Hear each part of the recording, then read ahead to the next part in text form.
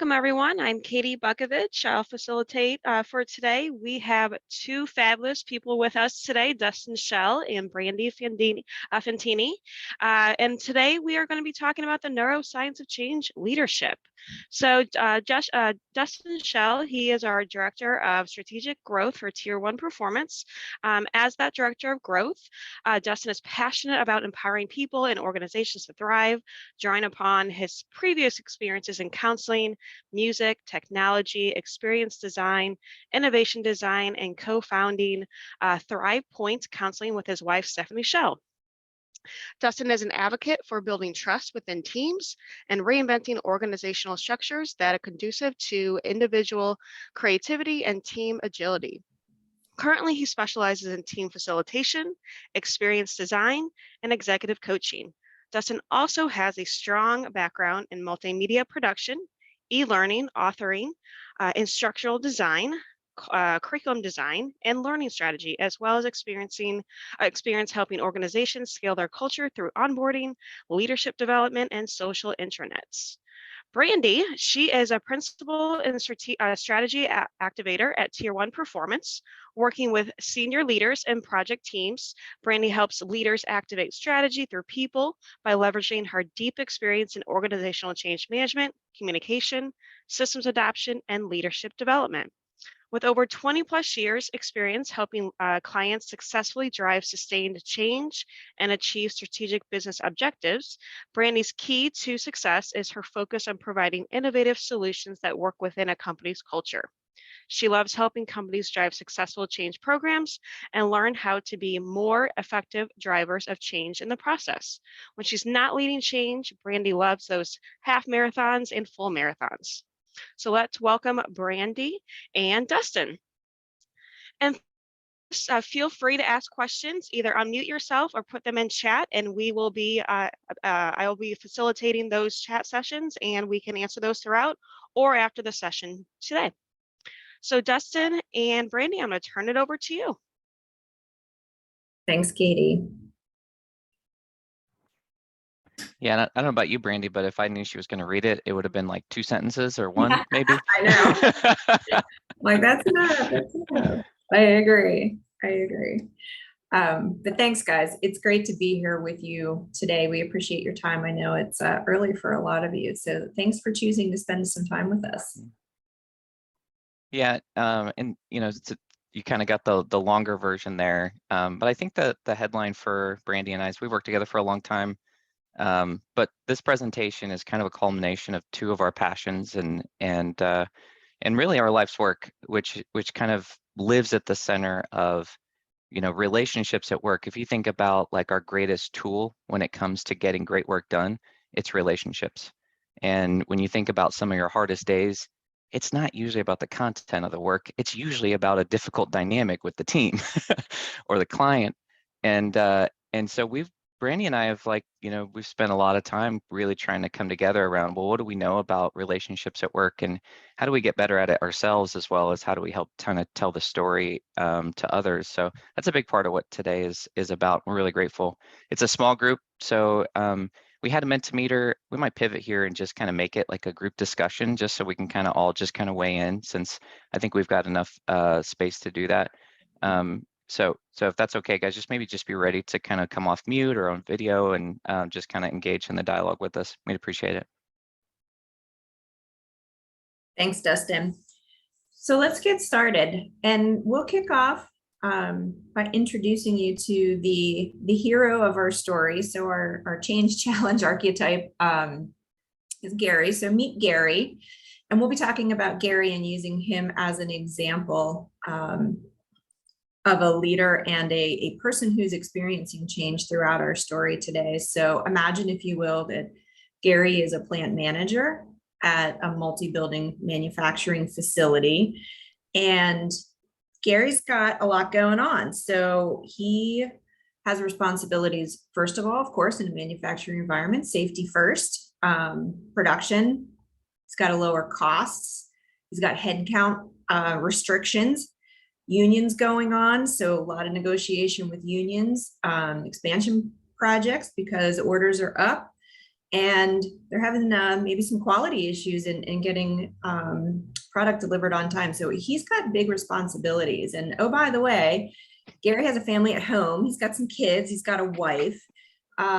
He's got a whole life that he's leading outside of the plant. And it's a lot for Gary to balance.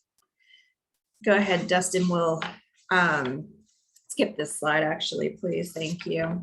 So Gary is in a plant that's implementing an ERP, and they're replacing their legacy systems with an ERP.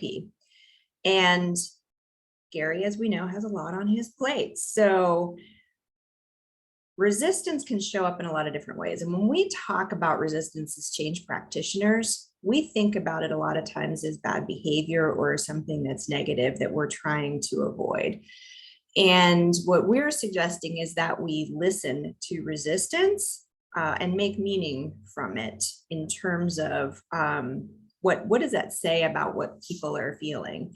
So just if you're a change team implementing the new ERP and you're working with Gary, what might resistance look like to you? It could look like things, I would say, being late to meetings, talking about the project like it's a burden.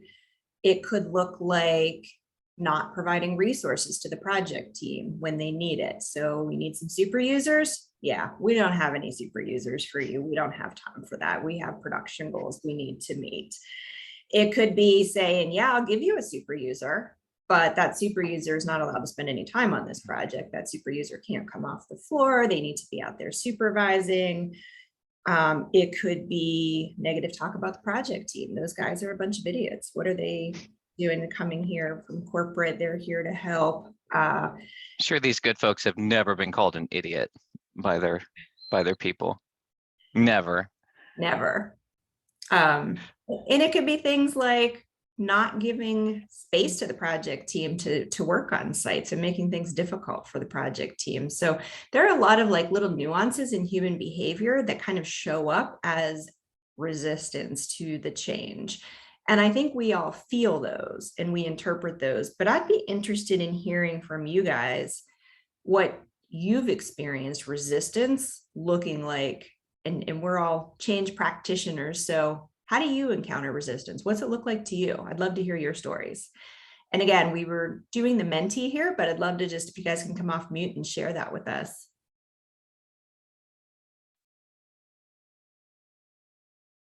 Yeah, put it in the chat. I'm I'm retiring years, so why change? That's a great one. Yeah. This is Kevin. Hey, Kevin. Here at the port, we're transforming many platforms where we are actually moving pretty quickly to a new ERP system. Okay. But right now, in a billing environment, the resistance is we're testing for you. We're doing this for you. You're doing this to us, and the moving of the goalposts. These are our requirements for day one. Well, now these are the requirements, and it keeps getting pushed and pushed and pushed. It's clearly resistance, because if there are constant obstacles, we're not going to have to implement. We're not going to deploy. Day one has been pushed for months. Right. I mean, it's so prototypical in my experience. Yep, that's absolutely right, Kevin. And if we just keep pushing it off, maybe it'll disappear and we won't ever have to deal with it. Yeah, there's always a reason not to make that change. Sorry, go ahead, Katie. To Kevin's point, I think that also holds true if, oh, it's just the flavor of the month. So if we can just ignore it for a little bit, is it the flavor of the month or flavor of the quarter? Right now, what we're experiencing is we're going through a huge 5-year strategy refresh, and our HR business partners in particular need to be optimized. And yes, we've been talking about this for many years, so it's nothing new, but it's who's going to do the work so that we can get the HR business partners optimized more. So that's the biggest resistance right now. Yes, we have the buy-in, which is the first step, but who's going to actually do the work without actually having to with no budget in mind, Right, where right. we have no external consultants to help us. We have no internal to kind of say, hey, I'm going to stop my job or do 50% of my job now and focus on the project work. So it's more resistance on who's going to do the work so we can get to that. Yeah. The resource constraints. Mm-hmm. Yep. One thing Kevin said that I meant to tune into was that I thought was really good was to us. Like, you're doing this to us. You know, there's, you know, whether that's true or not, that's how they're perceiving it or receiving it. I thought that was great. Great language there for kind of noticing the resistance. There's some Yeah. great stuff in the chat here too. Yep. Thanks, Dustin. I was just switching over to that. Why change if it's working fine? Like, seems to be working from my perspective. Why would we want to do something differently? I have a job to do. I don't have time to do training. And I love this next one. My job is so important. You can't touch me because the company's going to fall apart if I don't do what I need to do. And again, this is the exciting part of our presentation, of diving into, like, why are they saying these things? Like, what is going on?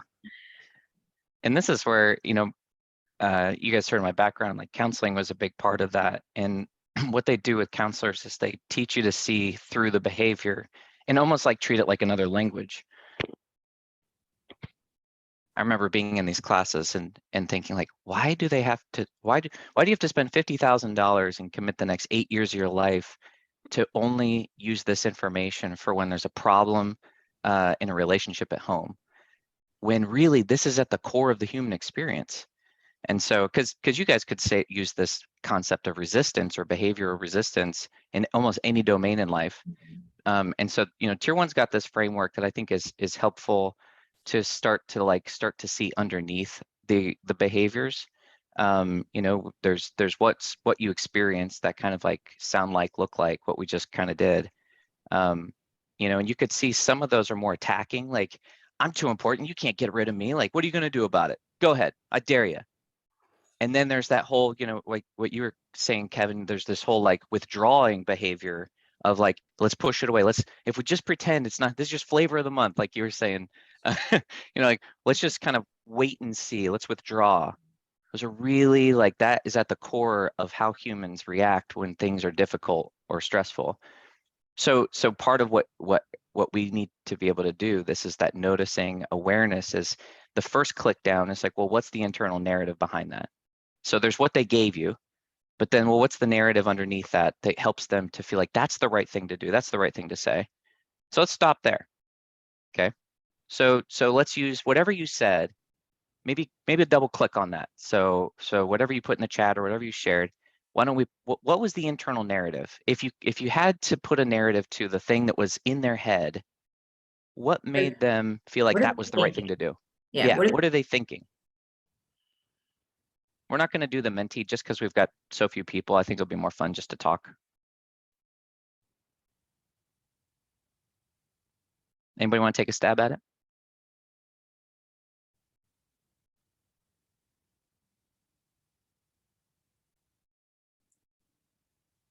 Well, part of what I've seen, this is Kevin again, part of what I've seen is, this is my job and it's only my job. And if you start changing my job, I'm starting to feel vulnerable. I'm starting to feel less not important, but crucial, vital, critical to the success of the organization. Don't touch this. It's less the ability to change as much as it is, what does this look like? What does my future look like? Which is so, again, prototypical. It's classic. Yeah. And I'm very good at what I do. I understand what I need to do, and I'm really good at it today. I'm an expert at this stuff, right? Yeah, we've heard that. I mean, almost word for word. Yeah. How can you make my life better because I'm so good at what I do? And it's tribal knowledge. You can't translate that into a new system. So it's so typical. You know, Echoes Kevin's point. We're going through a transformation of just processes and automation. And so there's some people that are saying, well, you're going to take my job away because I'm automating. Don't think of it like that. It's we're enhancing our processes, and then you'll have an opportunity to do some other things. So it's just really words matter. And so helping them understand the process might change, but you're, in some cases, can't say all, your job isn't going away, it just might look different. Mhm. well, then, you know, that scarcity mindset is kind of going to this, like, do I matter here? Am I, like, do they really care about me? Like, if they cared about me, they wouldn't be doing this to me right now. You know, that there's all this, there's what they might actually think, and then there's that narrative that is maybe a little bit more subconscious to them that's making them feel like that's the right thing to do or say. You know, yeah, I like what you said here. I don't know how you say your name. Aisha? I'm really sorry, I don't know how to say your name. Aisha, of course. They don't understand what we do. Like, there's this like there's this feeling that they're getting that's making them kind of think like, oh, they don't understand, they haven't done their homework, how could they possibly know what I've got going on? Which makes it hard for them to feel like this is the right thing to be doing. Mhm. And the one before that, is it Niata? Ooh, sorry. I was Is just going to say. Go ahead. Yes, it's Yada. Marcella. That's correct. Great, Niata? Brandy. Okay. It's Yada, yes. Yeah, go ahead, Marcella. Oh, sorry. I was going to say that what I've seen is that sometimes people take it personally. So Mhm. rather than saying that it goes beyond them and it's like for the entire company, they feel attacked that because the way they're doing things, it's going to change, that they're like, oh, it's me, the one that's wrong. It's like they're attacking my personal self when it's Right. nothing to do with them or how they're doing the job. It's just like in general, the organization that needs to change and evolve. So You got it. trying to help them see like we're not attacking you as a person. It is just the way we're doing business needs to change. Mm-hmm. Yeah, agree with that. Yeah, and we are such self-centered creatures, aren't we? Everything must be about us. Yeah, we're the center of our That's how- universe. It's so true. And Yeah, this is the danger of saying a word like resistance, right. because to the people you're talking to and experiencing, are they wrong to feel what they're feeling? And this is where let's keep going, because I think that this is where our ability to tune into their experience is actually what makes us better change agents, change leaders. So what are they feeling? Let's keep going, because the feeling they have, the thing that like is bubbling up inside, is the thing that makes them think these things. So let's go one more click down. What are they feeling that's making them think these things, that's making them do these things? What's the feeling they have? So Nayada, I think I had it right the first time, Nayada. So that strict deadline to keep, an interruption affects production. What are they feeling? Do you think they're feeling disinterest? Do you think they're feeling like they don't care? No, they just have to keep to those deadlines. Otherwise, they won't produce the oil. So I'm actually referring to an oil and gas firm. Okay. And so for them, anything you bring that's outside production, Yeah. for them, they feel, oh God, this is a nuisance. Mhm. We can't be doing this right now. I need to focus on what we need to do. We need to produce XYZ barrels. So please. Mm. And now that they've switched to gas, it's the same behavior I've observed. Yeah. They're now telling me, we have to meet our deadlines. They're Yes. feeling pressure. They feel pressure from both the organization, their teams, and when you're dealing with local communities, they also feel pressure that they may not be given that opportunity to even deliver on their expectations, depending on what's going on, where they're working. Some areas are better than others. Right.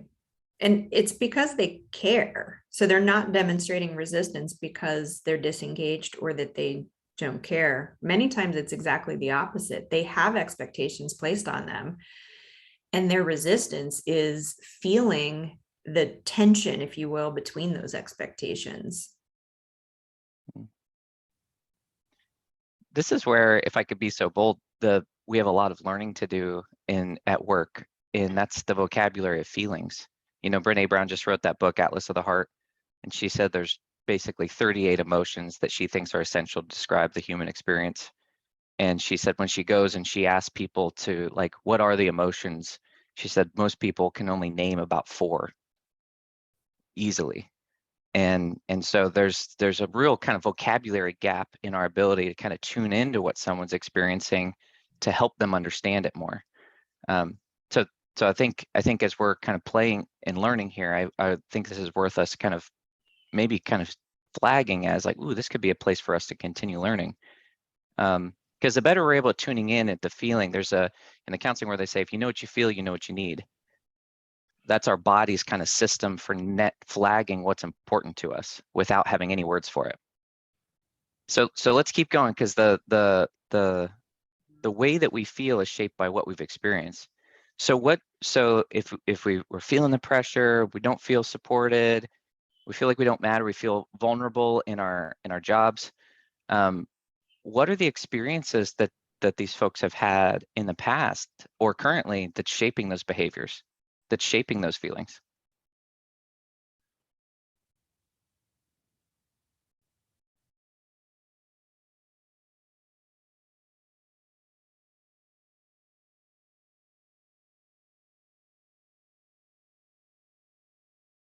Any thoughts?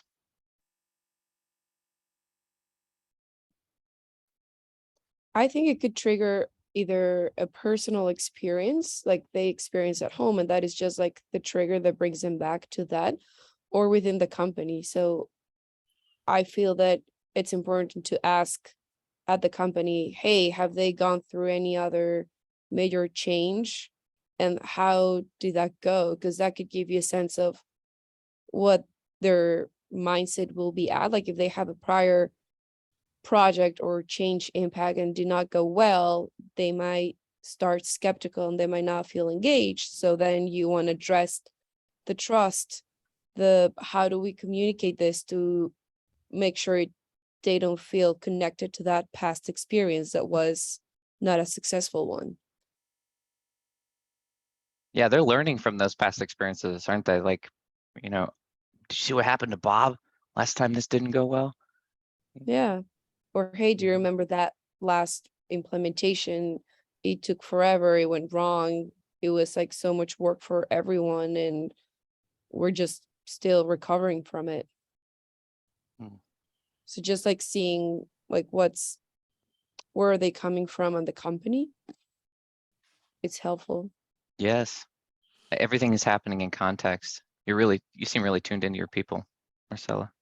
Yeah, well, I like him. Well, I feel like I'd if you like to add to understand that. and if you connect with them, it helps you have a better experience. Yes. It is the difference between happening to them versus with them. Yeah. Yeah. Aisha, you said something kind of interesting in here. Do you want to bring it into the room? Yeah, hi. So for me, what I felt was yes, like I think Marcella was speaking just now.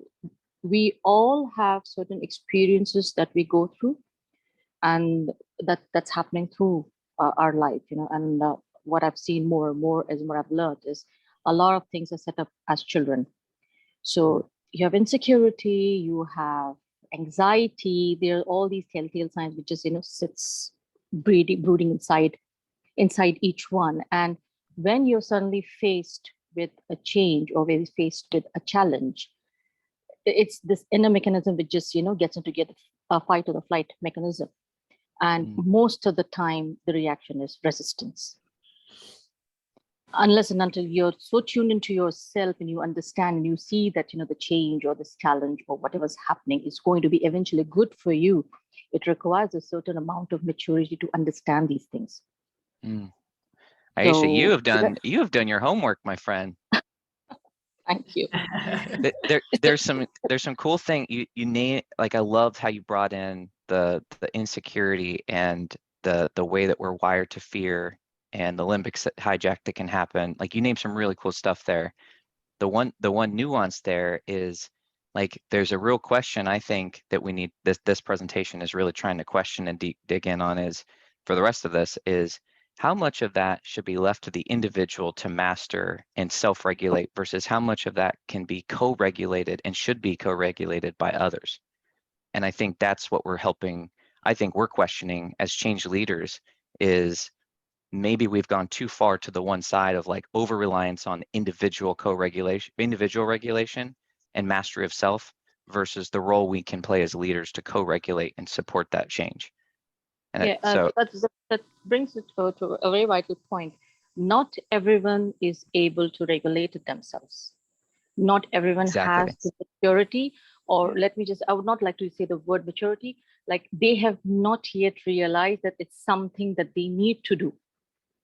They haven't Yes. been It's only when taught, people right? see that they need to Yeah. do it, that's when they try to embrace change. Not everyone's willing to do it. So here, as change leaders, we could be a catalyst to try to help them see that maybe this is good for them. And they Yep. can come to terms with the fact that, okay, what I'm feeling insecure about might not really be true.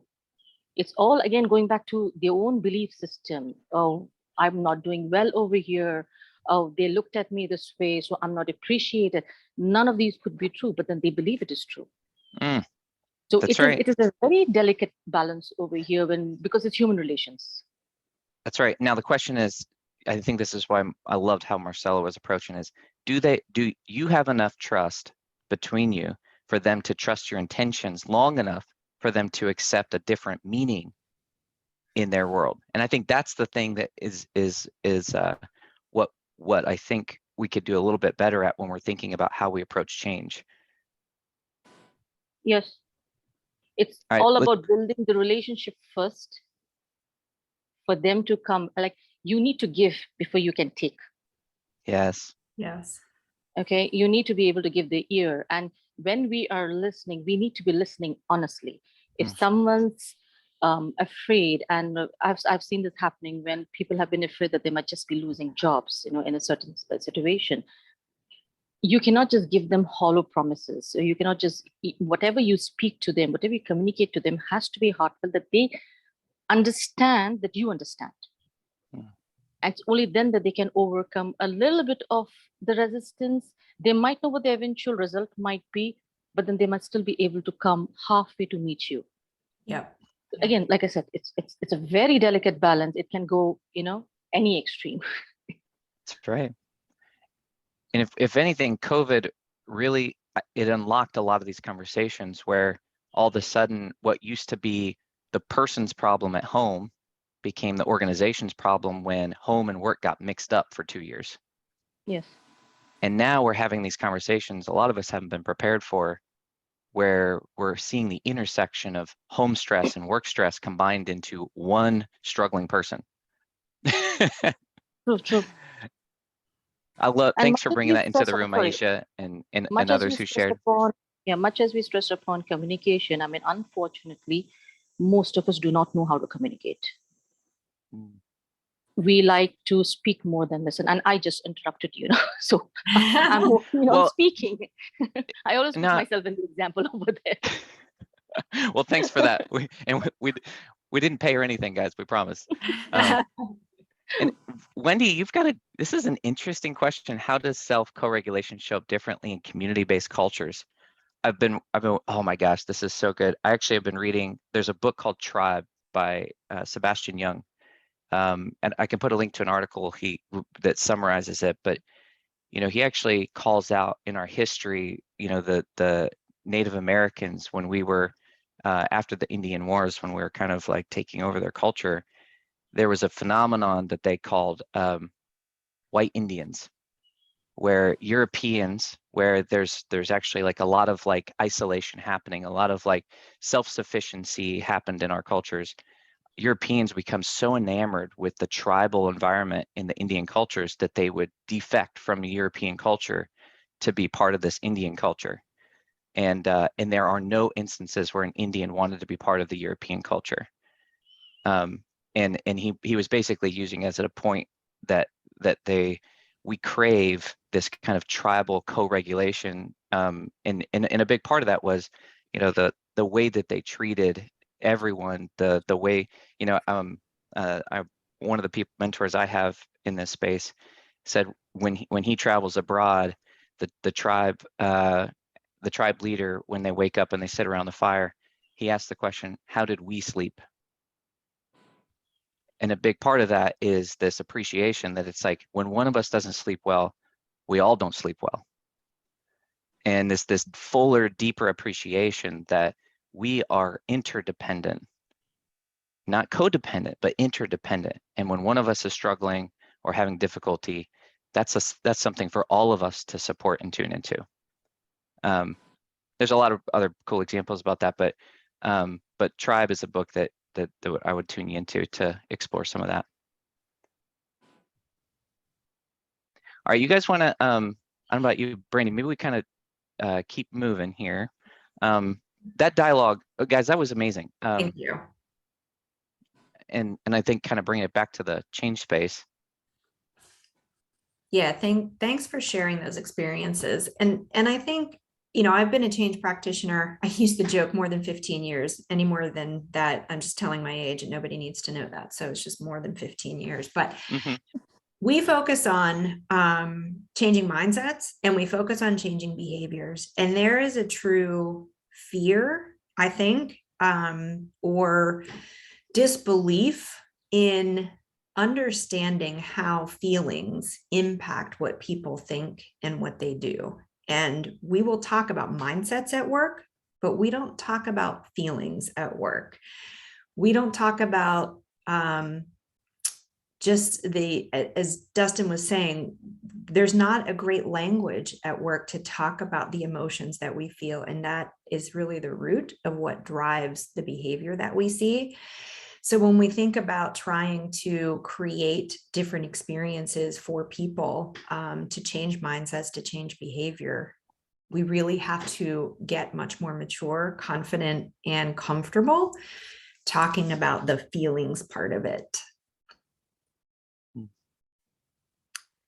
So Dustin and I love this graphic. And we feel like this is kind of, if you had to take this whole presentation in one slide, this cartoon would do it. So in the background, there's the little kid kind of using a blowtorch saying, I need love. And his mother is paying no attention to him whatsoever. And he's just doing that to get attention. And it's of course he is, because he's telling you that he needs something. And you're brushing it to the side. So this concept of making meaning from behavior, it's not new.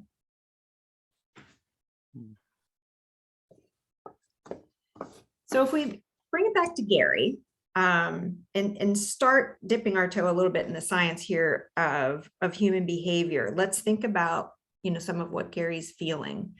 So if you don't mind doing a couple clicks here for me, Dustin, thank you. So chances are he's feeling this sense of inadequacy. He's got a lot on his plate. It must be too much.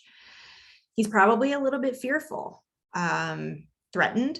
You know, if he's not meeting his objectives and his leaders are asking him for more, that's going to cause him to feel anxious. So everybody's looking to him for answers, but he's not sure he can do it. He's not feeling confident. And he's looking for support, but what he's getting is yelled at, that he's missing targets, that he's missing safety goals, that production's not where it needs to be, product quality isn't where it needs to be. And oh, by the way, we're putting in this major ERP. Come on, Gary, what the heck's going on? So if we think about what's driving it, right? So get away from, this is the mindsets and the behaviors. That part's kind of obvious. That's above the waterline of the iceberg, but what's sitting below the waterline? If we had to think about like what that number one driver is of disengaged behavior, and we've heard this, like you guys have mentioned this earlier. If you want to go ahead, Dustin, to the next slide. The answer is trust. So and trust impacts a heck of a lot more than just, you know, behaviors and mindsets. I mean, if you look at energy at work, you look at engagement, stress, like what are our key human capital KPIs? Productivity, burnout, how many sick days people are taking. Trust is the predictor of the differences of whether these numbers are moving in a positive direction or in a negative direction. Dustin, you want to say a little more about that? Yeah, I mean, so this book here, if you guys haven't read it, is really phenomenal. Paul Zak is a neuroscientist who actually focuses on the role of oxytocin. And, you know, trust is kind of the word we use to describe what happens when your body releases oxytocin in it, which is called the love drug or the cuddle drug. But is that, you know, Aisha, when you were talking about what happens when when we feel threatened, is we have a lot of those kind of resistant kinds of behaviors. Well, one drug proven to kind of ease or soothe or help someone move from that kind of irrational threatened space to this more rational in control space is oxytocin. And that word we use to describe that hormone is trust. I trust that person. I trust your intentions. I trust this thing that feels scary to me or threatening to me. I trust you to help me, and I feel less threatened by it because I'm with a trusted other. And so it's as we've been tuning into this work, one of our favorite definitions of trust is that it's a felt sense of safety. And this is where I think the meaning making comes in. Is, you know, I think some of the meanings that people come up with, you know, is almost laughable, but it didn't come from the meaning itself. It came from this felt sense of something. And so, like, we always like to use this almost like we talk about biases at work. Well, felt sense is like this. Do you trust this guy? Felt sense is like this. Do you trust her? The woman sitting next to the child?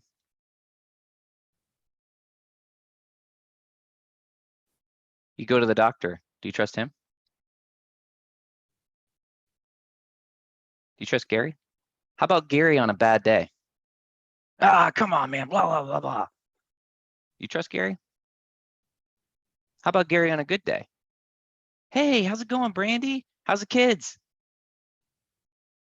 You see what I mean? Like, we are so reliant on this system inside us of felt sense of trust. And then once we have that felt sense, then we make up the story. And I think that's the part that's really, really, really tricky about a word like trust, is that we've got a lot of things on the inside that have pre-programmed this felt sense. You're kind of preloaded coming into any situation to have this felt sense, okay? Now, safety is the other word, felt sense of safety. Well, why safety? And actually, Aisha, you mentioned it. Our core emotion center starts with a feeling of safety, threat. And it's essentially evolution's way of essentially keeping us alive. The first thing that we want from a hormonal perspective is, do I feel safe enough to let anything else happen up here? And it's more specific than that. And this is the really interesting science for leaders. So John Bowlby was a researcher during World War II, and he was studying shell shock. And while he was in Europe studying shell shock, which is essentially PTSD in soldiers during the war and after the war. As you guys know, there was a lot of bombings going on during that time, and so there was a lot of orphans, and they had these, you know, government-funded orphanages popping up all over the place, and after a time, these orphans started dying at a really alarming rate. 30 to 40% of orphans were dying, and they didn't understand why. Well-fed, they had caregivers, you can see, they had food, and they were still dying. And he went in to study, and essentially he theorized at the time, and this has been demonstrated, I'm going to share some of that science, that it was actually feeling alone. And this is where he came up with attachment theory, that seeking and maintaining contact with a secure relationship is viewed as a primary motivating principle in human beings and an innate survival mechanism. Now, here's as I've started to understand it more, think about it from a baby's perspective. No matter what color your skin, no matter where you're born, we all have one thing in common when we're born. We literally depend on another human to survive. And the closer we feel the bond between that other human, the more we feel like we are okay. So, and the farther away we feel from that other human, the less we feel like we're okay. And so proximity and security of the relationship with a trusted other, and early it's parents and then becomes spouses and then it becomes leaders at work, we have this kind of fear-based response primarily on the proximity to another relationship. Okay, first and foremost, beyond most other things.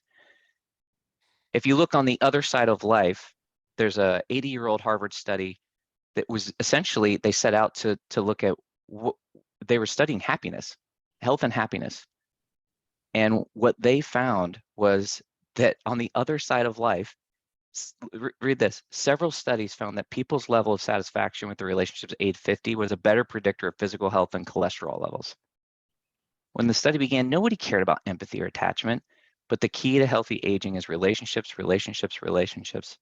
And I love this other one: loneliness kills. When people felt alone, even if they were surrounded by others. Is it possible to feel alone when you're surrounded by others or isolated? Think about Gary. So if he feels like he's alone in his struggles in the midst of being surrounded by people, it has the same effect as if he were literally in a physical environment by himself alone.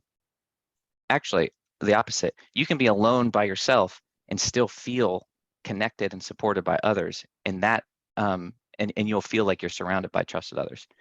So there's this really powerful science here. Well, what about the middle? When we spend most of our waking time, we spend most of our waking hours with the people at work. And this is where there's been some really cool new science coming out. A guy by the name Don Ream wrote this book where he's trying to bridge the gap between some of the attachment sciences and the social neurosciences. And he says this: threats, real or perceived, kind of like the ones Brandy named and that we've been talking about, activate the attachment system, which drives us toward a protective figure such as a boss, leader, or parent, seeking reassurance, clarity, direction, and protection. Secure relationships cope with threats and maintain focus. When your brain is spinning on these other stories and these other feelings of insecurity, it's not using those resources to problem solve, to communicate clearly, to support the people who need them. It's focused on self and self-protection. And this is where this to me is the real insight, is that as change practitioners, one, you all lead people, so one, there's that, but you also represent the organization going through a major change. So as you're thinking about like the way you show up in this, one thing for us to start tuning into is that change is scary. And so all of the changes that need to happen, are real or perceived, are activating an attachment system. And then this is the hard thing about adults, is we've learned how to show up with a lot of kind of strength and independence, but it doesn't change that felt sense. And that's the part that I think we're learning to tune into now at work. And just to, so if all of this was, theory, and we're part of what we're really starting to get excited about is that like now we're learning how to prove it, but there's a really cool nuance here. And this is some research by James Coan called social baseline theory. Essentially, he took three groups of people. He was a believer in the attachment theory, but when he started this work, there was really no hard science to demonstrate the attachment system at play. And so he came up with this study where he took someone alone, someone holding the hands of a stranger, and someone holding the hand of a trusted other, a partner, a spouse. And when he has them in the fMRI machine, he essentially rolls a dice, and depending on the number you get, you either you get shocked, and you get shocked with more or less intensity. So you don't know if you're going to get shocked. So it's kind of like creating that kind of threat or that perceived stress. And then what he would do is he would measure what happens to your brain when as he's rolling the dice. And here's what he found: when you're alone, you experience pain differently than when you're holding the hand of a trusted other. And this was actually like a 10-year journey where at first, I have here a perception of threat and pain decreases with the presence of a trusted other. Well, what he actually found, and I need to update this slide, is at first he thought about it like this. It was like, So when he did this study, it's like, oh, pain decreases with the trusted other. So then he went on a 10-year journey trying to prove that there's a part of the brain that you could poke or prod or change, and it would be some kind of mechanism to decrease pain. And he couldn't find it. And this is where he, in collaboration with others, he came up with this theory that what if the starting point, the assumption, the baseline is that our brain assumes the presence of a trusted other. And when we don't have it, we have to work harder. We experience things with more difficulty, more threat. And this is huge because the implications are essentially, we are designed to be in relationship. Our brains assume trust, and it's harder when we don't have it. Think about that. He went on to think, well, how else does this work? What else is connected to this thing in our brains that assuming trusted others? So he partnered with another scientist where they were looking at, like, how does the brain allocate resources differently when you have a trusted other? So this is called psychosocial slant research, where they took a group similar to the fMRI machine, a group that was alone, so a group that was carrying a heavy backpack, and a group that was carrying a heavy backpack and standing there holding the hand of a trusted other. And he said, when he was doing it, he's like, I want you to visually tell me how steep you think this hill is, haptically tell me how steep the hill is, and and then draw it. And he did that with those three groups. And what he found was, even with the backpack on, holding the hand of a trusted other was experienced as less steep than alone without a backpack. So now we have this new insight that, whoa, not only do we experience stress and pain differently, we literally manage resources differently and perceive challenge differently when we're in the presence of a trusted other. He went one more step farther a couple years later, and he did the same study, but then he said, okay, walk up the hill with the backpack, with the trusted other, alone. And then he said, okay, once they had committed to the task, then he shot them kind of like Paul Zak, and he studied their blood for glucose. Glucose is essentially the way your brain allocates resources to do its thing. So when he did that, he found that the people holding the hand of a trusted other had 80% less glucose. So it is not just this perception of challenge. Literally, we're allocating resources differently when we're in the presence of a trusted other. So when we talk about co-regulation sometimes isn't even saying words.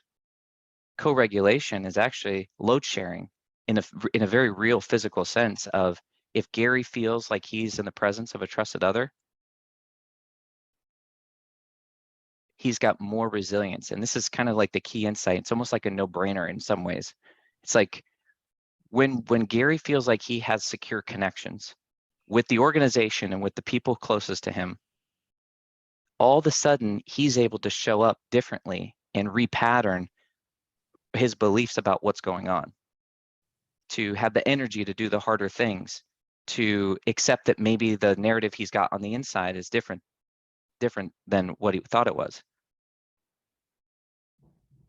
So I'll just kind of pause here. We kind of threw a lot of nerdy stuff at you. Like, what questions, what ideas are bubbling up? Like, what's kind of coming up for you?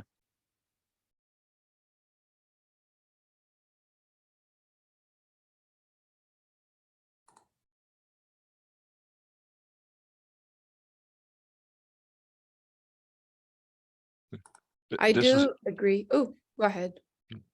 oh, no, go ahead.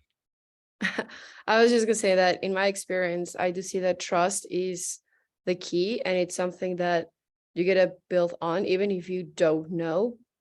In my experience, people prefer for you to tell them, like, hey, there is an uncertain situation that we are figuring out, but it will take, I don't know, 2 more months. But the fact that you're telling them and engaging with them and building that, like, trust, that you are honest with them and you're taking into consideration their feelings, they, even if it's like a hard change or that it will imply more job, the path of telling them, even when you don't know, and like everything that's coming and engaging with them creates a very different end result that if you just don't hold on to that information and don't tell them, because they lose that trust.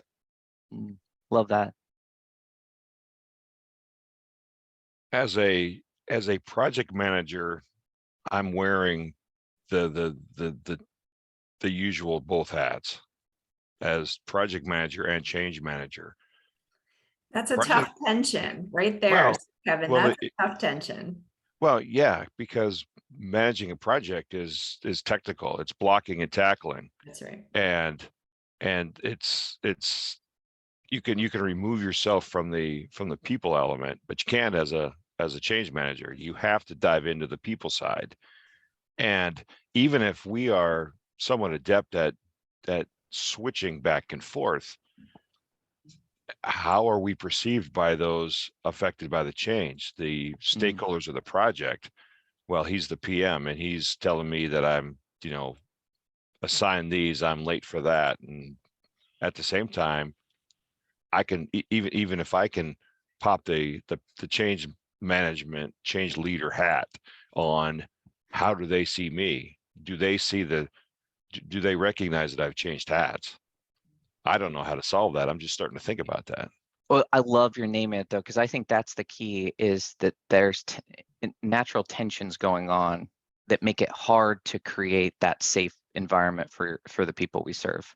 Like, on one hand, you have to keep raising expectations and pushing and challenging and making things more difficult for them. And literally, maybe at the same time, you have to create an environment where they feel supported and heard and validated in their struggles, and maybe even flexible in what pressure you're putting on them to make them feel like you care about their reality. Like that is a really difficult tension to manage, especially if, Kevin, you don't feel like you have that. And this is what I'm experiencing, is like, where does it start? Like, leaders can create subcultures, but at some point that becomes unsustainable if that subculture comes at a personal cost to the leader creating it. And that's where we don't have solutions, but we definitely want to help kind of create that clarity of mind that you're coming to, Kevin. Guys, thanks for the dialogue here. We've got about 10 minutes left, so we've got a tool that we've created, and this is a little bit more on that side of you as leaders, and maybe a tool for you to kind of help tune into the conversation with your leaders. This is built off of a lot of different sources that that are trying to help a leader see that there's kind of like those two hats you were just talking about. I mean, there's every leader needs to learn how to master both sides of leading with high expectations and challenge, and also this high safety, high kind of acceptance and belonging space. So there's a QR code if you want to snag that. Katrin, if you want to put a link in the chat, we'll also kind of make sure you guys have it on the other side of this. But we're just going to walk through it real quickly and then kind of bring it back home with Gary. I mean, essentially, here's how it works. You've got a leader with hands on the circle, and the circle is every person's kind of journey or walk through life, or a typical day even. So on one side, a leader is trying to make it safe to leap, safe to try new things. When you think about leaping, jumping, there's this stability you need underneath your feet before you can leap strongly. And I think that's part of what this is not that soft, squishy stuff, but a firm foundation. And essentially the kind of core need you're trying to meet is like, we have this innate desire to explore and master our environment. And we are best at that when we feel like we have that kind of stable base.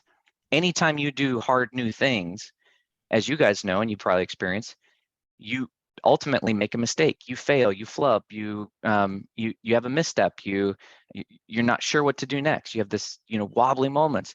You also need to be the kind of leader where it's safe to land, where no matter what's going on with that person, they feel like it's okay to come back and my return is welcomed. Whether it's celebrating something incredible, and they if you guys have kids, anytime they do anything interesting, they look over their shoulder and like, did you see? They're looking for you to be excited for them? Or anytime they make a mistake, are they hiding from you or are they running to you? And I think that's kind of this is probably the harder side for most leaders, like you were saying, Kevin. The research calls it secure base and safe haven. But the thing is, like, both of these take a lot of vulnerability as leaders. The reflection kind of breaks down a lot of these, but at the core, you're trying to meet on this one side these needs of inform me, challenge me, encourage me, and guide me. We don't think about a lot of leaders needing encouragement or guidance. Sometimes as leaders, we think, who am I to do that? Who am I to give that to you? Who am I to challenge you? But we all are seeking it from each other, and whether we can admit it to ourselves or not right now. So Brandy, what does this sound like? What does it look like? What does it feel like? Yeah, so if we think about, again, and I always like to bring it back to our friend Gary, but it sounds like supporting people in accomplishing goals. And part of what that means is that trust. And you guys said that before about how having a foundation of respect in a relationship kind of enables you to drive change and suggest riskier behavior, if you will, because there is that sense of trust there. So supporting people in accomplishing goals. And Dustin and I talk a lot about this, like this balance and what it looks like of resisting the urge to solve problems. Like, when do you lean in and give support? And when do you lean back and let people kind of stretch their arms a little bit and fly on their own? And that's one of the, in my mind, the most challenging parts of leadership is figuring out when to be which. And I think it's the relationship and that communication that helps you determine what that looks like. Another key point on here of what this looks like is consistently not reacting harshly when things go wrong. So Ken had a comment in the chat about, if you have done that in the past and you don't have a trusting relationship, can you ever recover from that? And I'm living proof that you can. And I say that, and Dustin has heard me tell this story before. I'm a very direct person, and I can come across as incredibly harsh at times.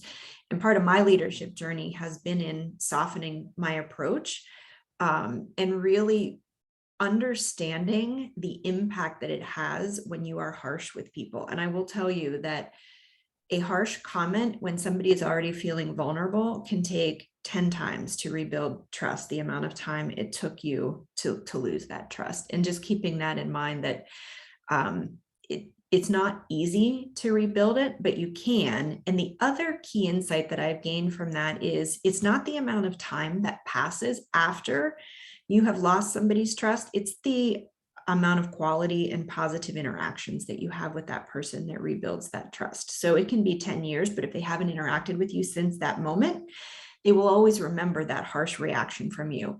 But if you're interacting with them 10 times a day and you had a harsh reaction once, but your next few days of, you acquire 50 interactions where you were supportive, positive, and provided a secure engagement and relationship with that person, you can recover from that a lot faster. So sometimes when you make that mistake, it really is about how do I quickly get in there and reset the expectation and get that good feeling back and create a different experience for that employee or that person that you have a relationship with.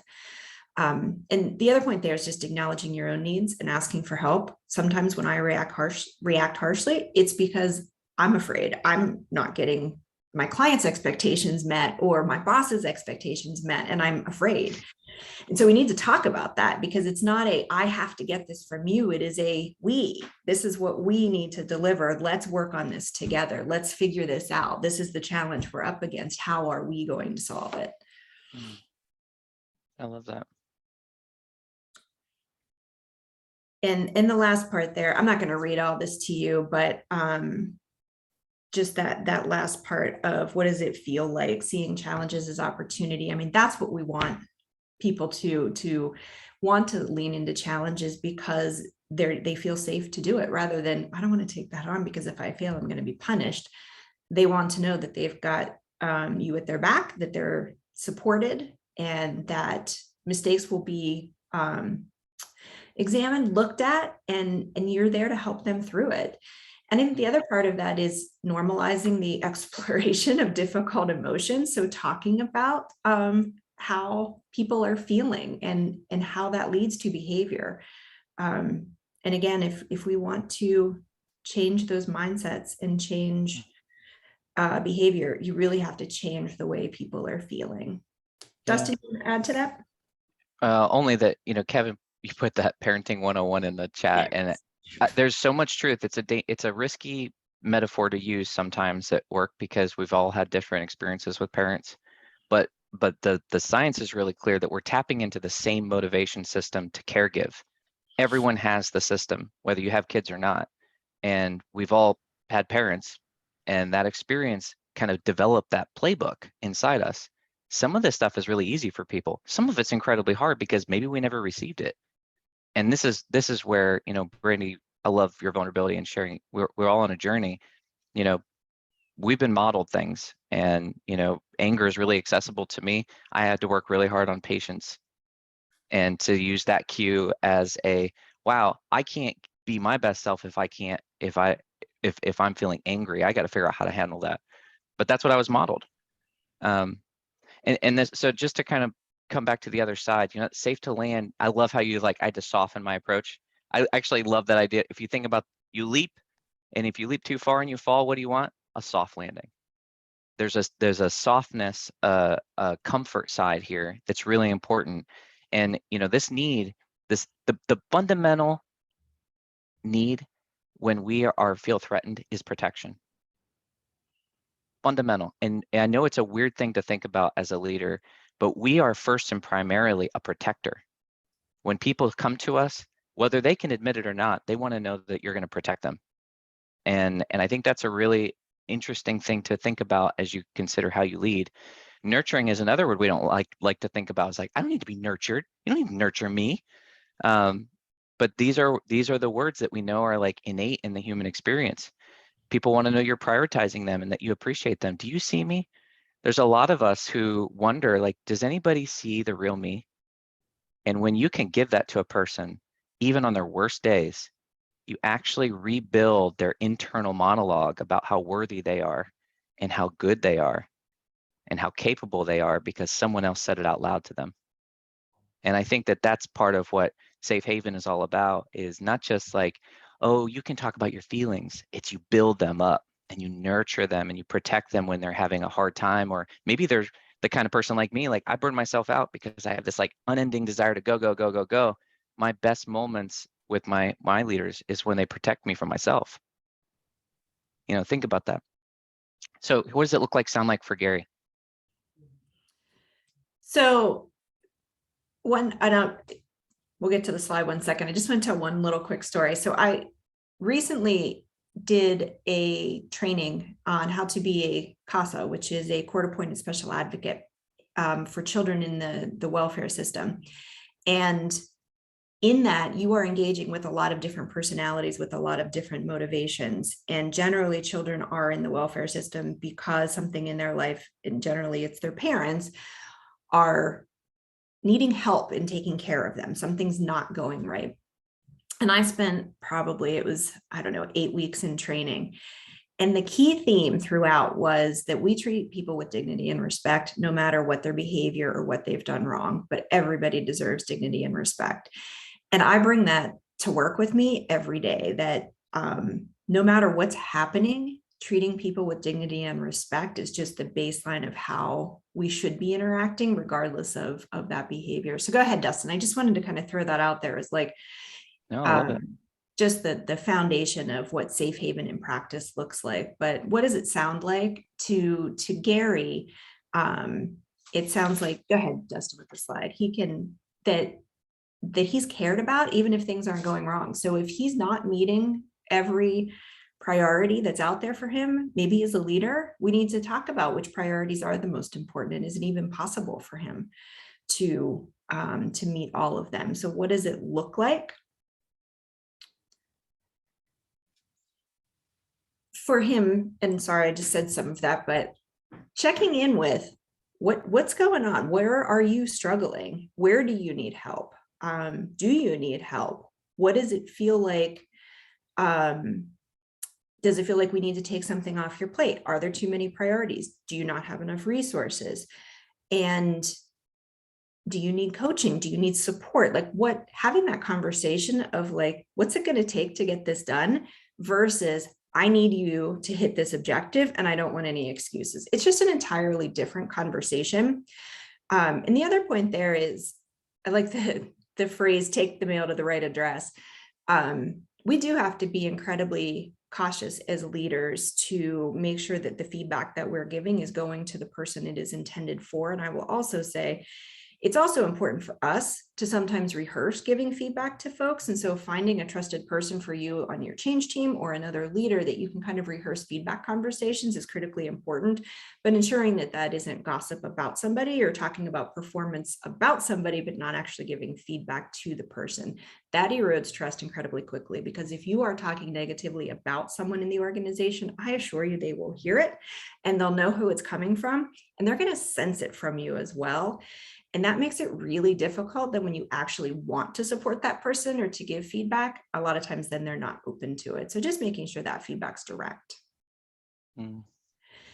If you guys, there's the Gottman research on parenting or on long-lasting relationships, and that a lot of this in creating a safe haven is like pre-work.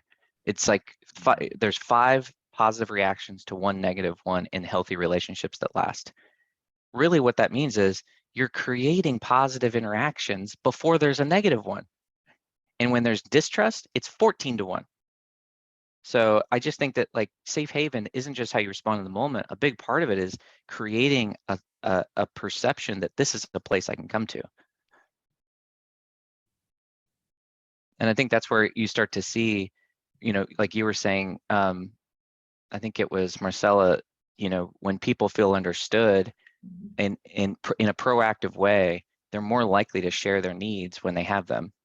And, when people feel valued or seen, they are more likely to trust you with the most difficult things and maybe even be willing to believe in the best version of the narrative in their head instead of the worst version.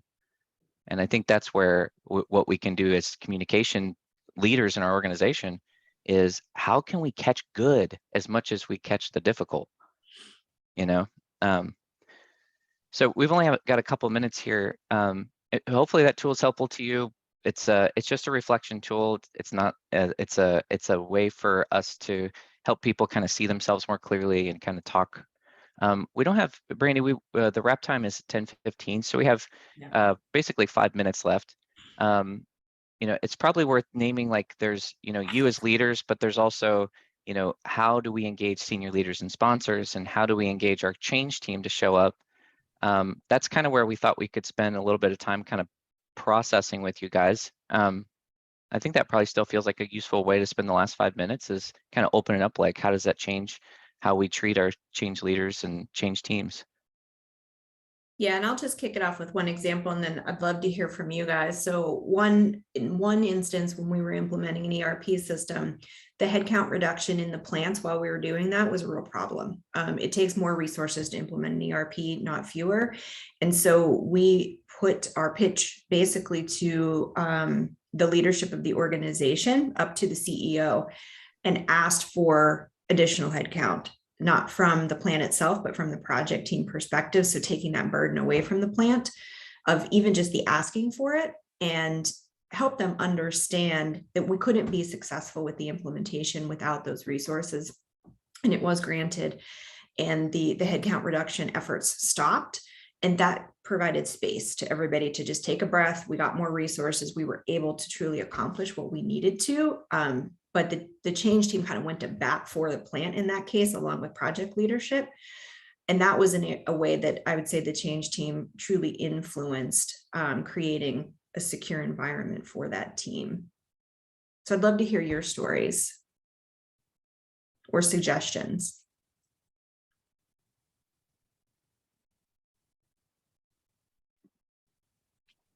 For us, it was asking for help from the leadership team. So we had one-on-ones with them, and for example, with the CEO, and we asked for his help because they know the organization better than we do. So people people usually like to feel helpful and valued. So when we ask for their help, we're saying like, hey, you're important. We need you. And this is how we need you. We need you to help us understand how your team are feeling, how can help us sell this. What are your thoughts? And then that's how we can get their buy-in, hear from them, and then get them involved. So it's like an entire community. Such a good point, Marcella. And you're right. People do want to be helpful. And I think leaders love when you tap them on the shoulder and say, I need your leadership capabilities. Like, I'm relying on you to help. Most leaders all in for that. They love it. Kevin, were you going to contribute? Nope, just popping on. All right. Thanks for doing that, by the way. Yeah, we appreciate seeing your face. Anyone I'm- else? I'm Questions struck about by- anything? Oh, go ahead, Dustin. Sorry. As I've been working with leadership teams, I'm struck by the resistance to creating rhythms that foster relationships. It's like there's only time to come together to do the things that we know we have to do, but to carve out space to kind of not feel the pressure, but have space to process and to make sense and to like goof off and, you know, like catch up. And like those are the things that leadership teams I see really struggle, but they're the kind of like, they're, you know, I had one leader say like, it's kind of like we're creating like emotional capital. And then like, so that when hard things happen, we can kind of like, you know, withdraw a little bit of that emotional capital. I don't know if that resonates with you guys and how you could apply it, but I feel like that's been like a consistent theme I've seen across leadership teams that struggle with trust in their organization. I had an interesting interaction years ago, many lives ago. I managed led a pretty decent sized team, and one of my colleagues who had an even larger team walked into my office one time and said, "So I'm really struggling with how my team reacts every time I walk into their cube, and you can see where this is going." I said, "So how often do you walk into their cube?" "Well, when there's a problem." Well, there Right. you go. Right. Establish that up front, create that trust, and it's pretty easy to do. I mean, to try to talk to everybody every morning on your team, know Yeah. what's going on, understand what's in their head and how they tick. So when you have to have a crucial conversation, you've already established that relationship, that rapport. You've built some of that equity, and he actually came back months later and admitted that he had really tried hard, and it paid off. But That's awesome. it's kind of where I think what you're referring to. I mean, this other person I do this work with, he says like, there's such low hanging fruit in most organizations. We're tripping over it. Like this stuff is like, there's some, just like that, Kevin, I think it's a great example. There's so many little things we could be doing to bring humanity back to work and create a space where people feel supported by each other and not judged by each other. And I think there's, and you guys are in a great place in the organization as change practitioners to model what that could look like to each other and to your organization. And to coach leaders and help them create space for it as well. We really appreciate you. We're at time. This has been awesome, You guys are awesome. dialogue. Thank you. Christine, do you have any final kind of thoughts or connection points you want to make, or any kind of logistical things? I just want to thank everybody, especially for coming to the last session of the Masterclass series. We've definitely enjoyed all of these sessions, and we hope that you all have found them very insightful and useful. Other than taking the survey, yeah, if you could just take the survey, that would be fantastic. We'll be following up in emails with links to the surveys for the overall Masterclass series and for individual sessions. And we will also be sending an email out letting you know that all recordings are available and all of the handouts and copies of presentations are available. Other than that, though, thank you so much for joining us, and thank you, Brandy and Dustin, for this fantastic presentation. It's definitely been very useful. So thank you. Thanks, Absolutely. everyone. Have a wonderful day. Happy November. Take care, everyone. Thanks. Bye.